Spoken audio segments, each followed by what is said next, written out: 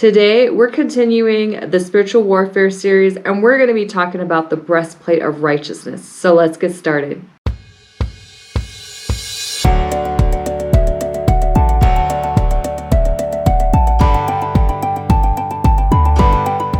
Welcome to The Bold Encourager. I'm Rebecca.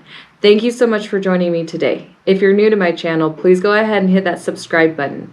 It doesn't cost you anything. It just allows for me to get my positive, encouraging, and faithful messages out to everyone. So today we're talking about the breastplate of righteousness. And this is a very important part of the armor because there's a lot of vital organs it protects. So let's get into it by reading the verse where it mentions the breastplate of righteousness in Ephesians, and then we'll continue on. Ephesians 6:14. Stand therefore, having fastened on the belt of truth and having put on the breastplate of righteousness. We cannot battle the enemy with our own righteousness. We got to battle the enemy with God's righteousness. Righteousness is received by faith in Jesus. So how do we become more righteous? We become more like Jesus. The best defense against spiritual depression and gloom is righteousness. And the breastplate protects the heart of all things. That's why it says, guard your heart in Proverbs 4:23. So I'm just going to turn to that verse real quick. And I talked about this in my Proverbs study, the importance of guarding your heart. So I think it's very important to guard your heart for not only wisdom, but also righteousness. Keep your heart with all vigilance, for from it flow the springs of life. The other thing that the heart can be seen is the mind, emotions, the will, and the inner man. The breastplate of righteousness protects the changed heart that Christ has given us. When we become a Christian, our heart is transformed. So we need the breastplate of righteousness to protect our changed heart, not our old heart, but our changed heart. So when we say guard your heart, it's not about, oh, I don't want to be with the wrong person or date the wrong person. Yeah, that's good. That's important too. That's part of it. But really, it's to guard your heart, your changed heart, your transformed heart from the things that will change it back to evil. The heart is wicked when it's born. And it only is changed and transformed by the renewing of your mind, the renewing of having that relationship with Christ. Because Christ is all about righteousness, and that is what transforms us. So we must serve Christ wholeheartedly, not half-heartedly, because this causes spiritual vulnerability. So if you're lukewarm and you're only serving halfway, and I've been there before, I wasn't there that long ago, you will find that you're not fully protected. You got your alertness is down, you're not 100% alert, you're not 100% with Jesus, and it causes a vulnerability that you don't get if you're full-hearted with Christ. So you got to protect that heart, you got to protect it with righteousness, and make sure you're fully in and surrendered to Christ all the way. Now we also must find our identity in Christ to wear the breastplate of righteousness. If we try to find our identity in things of this world or things that don't matter or other things besides Jesus, we will find that we fall short, and we will find that our identity is not protected. So this breastplate is protecting our identity, our heart, our vital organs. It's protecting a huge part of our spiritual body. So it's so important for us to put on this breastplate of righteousness every single day. So how do we do that? We start pouring God's word into our hearts daily.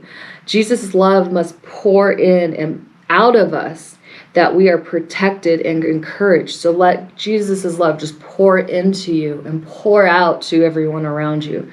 Do not let the enemy defy what God has done for you. Do not let the enemy try to transform you to wicked. It's so important to let Jesus pour in and let him also to where what's in the heart pours out to everyone around you. They'll see Jesus in you, and that is ultimately the best testimony. So we're going to read some verses that talks about the breastplate. Isaiah 59:17. He put on righteousness as a breastplate and a helmet of salvation on his head. He put on garments of vengeance for clothing and wrapped himself in zeal as a cloak. And now Isaiah is actually prophesying about Jesus. So when we put on the plate of righteousness, that breastplate of righteousness, we are putting on another part of how we can be more like Jesus. So all this comes down to your spiritual armor. It's just parts of Jesus, and we're just putting on every piece of him to become more like him. So let's read 1 Thessalonians 5:8. But since we belong to the day, let us be sober, having put on the breastplate of faith and love, and for a helmet the hope of salvation. Breastplate of faith and love. So is faith and love a combination of righteousness? Yes. It all goes together. So it's pretty amazing how you can connect the dots throughout the Bible. If something's repeated, pay attention to it because it means something. So let's go to Isaiah 61:10. I will greatly rejoice in the Lord. My soul shall exult in my God. For he has clothed me the garments of salvation. He has covered me with the robe of righteousness. As a bridegroom decks himself like a priest with a beautiful headdress, and as a bride adorns herself with her jewels. So we are covered with the robe of righteousness. It's a covering. It's a protection over us. It's what keeps us going on the right path. So let's go to 2 Corinthians 6:7. By truthful speech and the power of God with the weapons of righteousness for the right hand and for the left. Here we go again, a weapon of righteousness. It is a weapon, it is an armor, it is so wonderful to have. This is a note I wanted to leave with you. Think of the ways how you can display righteousness. And for me, I definitely went through this whole study and I was really just, it resonated with me because I understand the protection of the heart, the changed heart. And it's so easy to fall back into your old ways. I've done it before.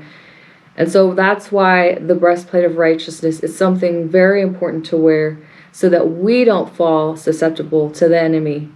We want to be in righteousness just like Christ so that when people come around us, they see the transformation. They say, I see something different in you. What has changed?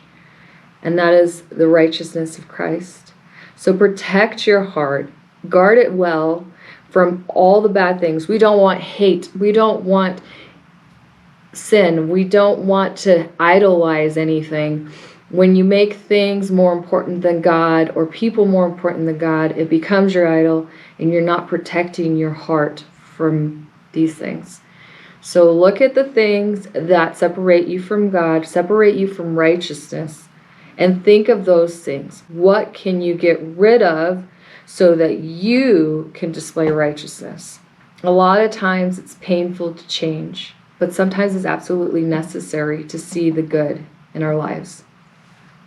And the only thing else I want to say is righteousness can only be obtained by having a relationship with Christ. It cannot be something that you earn or work hard for. You must have the love of Christ in your heart to be truly righteous. A heart without the love of Christ can be defined as a wicked heart. Only Jesus can transform a wicked heart.